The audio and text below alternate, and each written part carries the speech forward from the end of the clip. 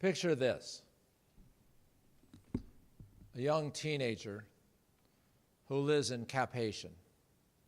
I take that back, in Port-au-Prince, who's asked to go to Cap Haitian for an urgent family event. It turns out that Port-au-Prince, which is the capital of Haiti, 1.5 million people, is about 80 miles or so from Cap Haitian, which is about 500,000. The differential in distance, about 80 miles, is mountains. Pretty tall mountains, 8,000. You have to move around, switchbacking here and there, back and forth, left and right. It's kind of a long trip. It's not a simple trip. But you're a teenager and you're looking for the means to get there. There are some options. Oh, by the way, the distance between Port-au-Prince and Cap Haitian is about the distance from Nazareth to Bethlehem. That will be important. So this young girl is looking for transportation. She could ride the bus. Now, the bus in Haiti isn't like the bus here in Lima or in the big cities. It's this un-air-conditioned, sort of stagnant, stinky, crowded. They get as many people on there as they possibly can, tie everything on the top of the roof of the bus, and they go switchbacking through the mountains. It takes at least a whole day to go those 80 miles. It's very slow. The roads are not paved. They got holes in them big enough to hide a dog. It's just terrible. In fact, one time I was driving one of those roads, and my wife said to me, "Quit hitting the bumps." And I said, "Well, that's all there is. There's just bumps." So the trip by bus would be very tenuous. You could take a tap-tap, which is their idea of a taxi in Haiti. It's really a pickup truck with benches in it. I think it's really very dangerous to ride in those things. They go crazy. Some people are on motorbikes, and some people actually just walk. It's a long trip. Now imagine our teenager arriving in Cap Haitian. It turns out she's 9 months pregnant.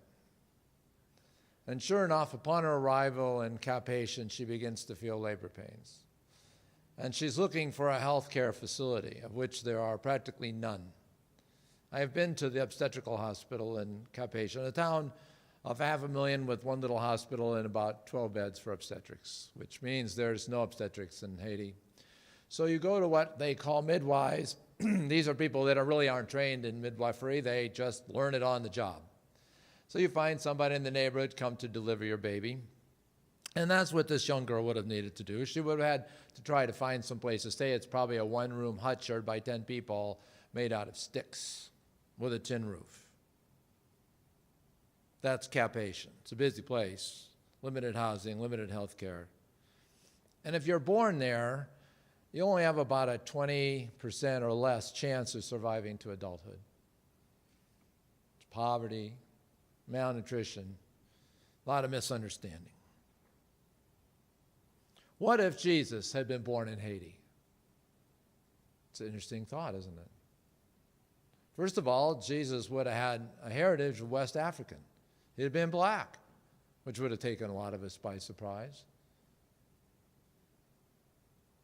What if Jesus had been born in Haiti? Well, he had been born into a community that's 54% Catholic, 16% Baptist, only 1.5% Methodist, but strong heritage from West Africa of voodoo. Now, we had a young man live with us for 3 years, a young Haitian man. He's a highly educated man, college education, very intellectual man, and he believed in the voodoo. I'm telling you, he could not let that out of his mind. He believed in hexes. He believed that you could put hexes on people. He really believed it. Anything that went wrong was somebody putting something on him. He believed that. This would have been the environment in which Jesus would have been born.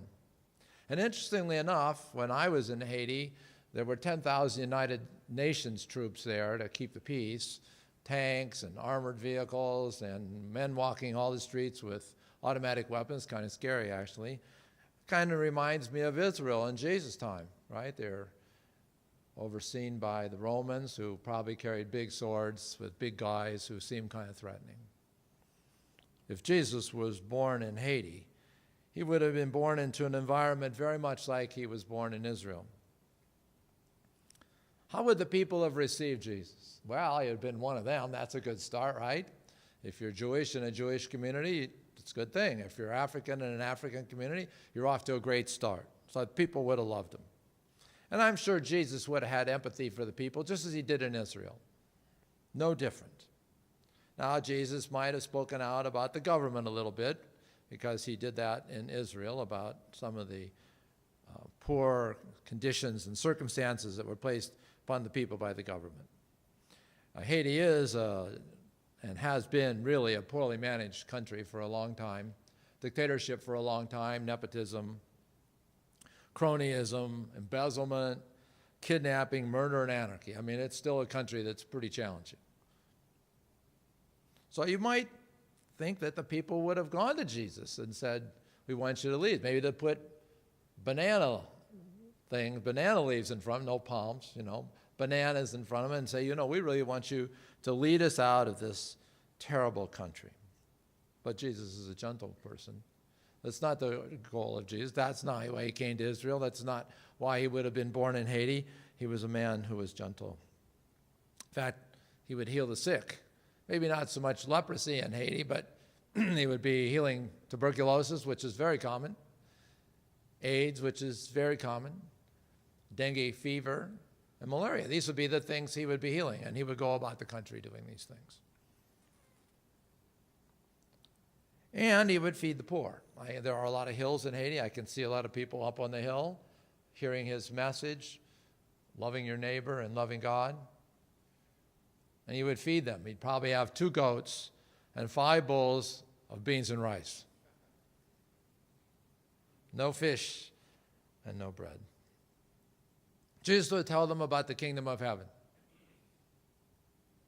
He would tell them about his Father in heaven, and that he, in fact, was the Messiah.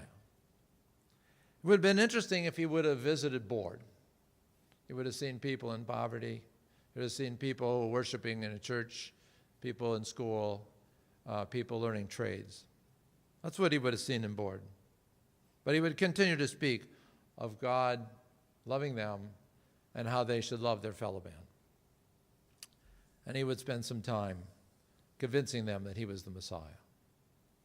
It's interesting. Would the people turn on him? Would they follow him, or would they be disappointed that he didn't lead them away from an unstable country and an unstable government? It's possible that could have happened. And if the government would have heard that he had a different kind of thought than they had, would they have punished him? And today in Haiti, people get kidnapped. It's not uncommon. One of our pastors down there got kidnapped. And people just disappear. We'll call that murder or whatever, but they disappear. Something like Israel in the time of Jesus. But you know what? All Haitians are called to grace just like you and I. It's no different whether you live here or whether you live in Haiti. God continues to call you to grace. Sins can be forgiven. No one is excluded, not even in Haiti. The people are not forgotten, despite all the terrible things that have happened there. Now our mission there is to make sure that they hear the Word of God. That's what we're doing in Haiti. I know it's great to do water. It's great to feed the people. It's great to hold them in your arms and love them. But what we really want them to know is the love of God. And that's what we're doing at Board. This community that we work in is about taking the message of Jesus Christ to the people of Haiti. And we're doing it. I've been there a lot. There's not a dime wasted. All that we do in Haiti is for the people of Haiti and for the love of God. The people of Haiti are our neighbor. Sometimes it's hard to understand that when you go there because it's so different. But the people of Haiti are our neighbor. And we have to continue this ministry and mission that we've been going on with in Haiti for the last 20 years. And you're going to make the difference. We're going to ask you to come forward with your pledges. Your pledges allow us to do this. Without that, not. We have to raise about $18,000 to keep that mission going down there. We pay for the pastor. We feed the children, we maintain their sanctuary, and we maintain a school for hundreds of children to get a good education. We thank you that you've done this. We are the Church of Haiti and Lima, and we're always going to be. And that's made possible by your generous donations. Lori's going to come up here and continue with some prayers and praises, and afterwards, we're going to ask you to come forward with your gifts. And if you've been to Haiti before, ever, I'll ask you to stay up here and enjoy our closing. So we're going to ask Lori to come forward.